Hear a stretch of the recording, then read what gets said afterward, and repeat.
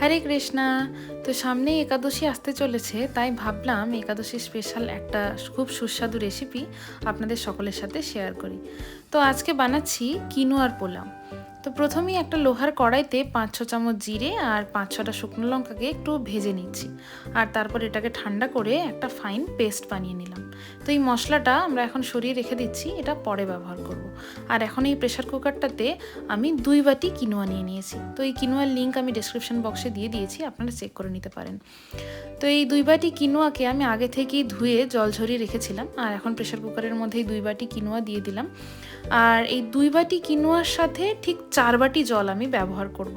তো সবসময় যতটা কিনোয়া নেব, যেই বাটিতে মাপ করে নেব, তার ডবল পরিমাণে জল আমরা ব্যবহার করব। আর এখন একটু স্বাদ মতো সন্ধক লবণ দিয়ে আমি প্রেশার কুকারের ঢাকনাটা বন্ধ করে ঠিক 3টে সিটি দেবো। এর চাইতে বেশি বা কম সিটি দিলে কিনোয়া গলে যাবে। তো দেখুন কি সুন্দর ঝুরঝুরে কিনোয়াটা হয়ে গেছে। আর এখন এটাকে একটু ঢাকনা খুলে রেখে দিলাম, যাতে কিনোয়াটা আরও ঝুরঝুরে হয়ে যায়। আর সেম কড়াইতে আমি 4 চামচ ঘি আর একটু সাদা তেল দিয়ে কাজু কিশমিশগুলো বেশ ভালো মতো করে ভেজে নিচ্ছি। তো কাজু কিশমিশগুলো একটু ভাজা ভাজা হয়ে গেলে আমি এখন একটা বাটির মধ্যে তুলে সরিয়ে রাখলাম। আর সেম কড়াতে আমি একটু গাজর আর একটু ক্যাপসিকাম আমি ভেজে নিচ্ছি।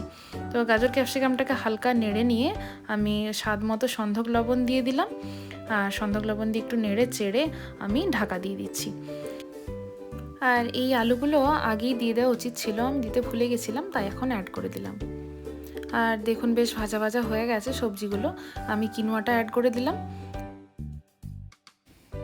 আর ভেজে রাখা কাজু কিশমিশগুলো দিয়ে দিলাম, আর স্বাদ মতো সন্ধক লবণ, স্বাদ মতো চিনি, আর 3 থেকে 4 চামচ ওই ভাজা মশলা দিয়ে এখন হালকা হাতে একটুখানি নাড়িয়ে নেব। তো একটু নাড়িয়ে নিলেই আমাদের কিনোয়ার পোলাও তৈরি হয়ে যাবে। আর এই ভাজা মশলাটার গুরুত্ব অত্যন্ত বেশি, এটা খুব সুন্দর একটা স্বাদ আনে। আর এই দেখুন ঝুরঝুরে কিনোয়ার পোলাও ভগবানকে ভোগ নিবেদন করার জন্য তৈরি হয়ে গেছে।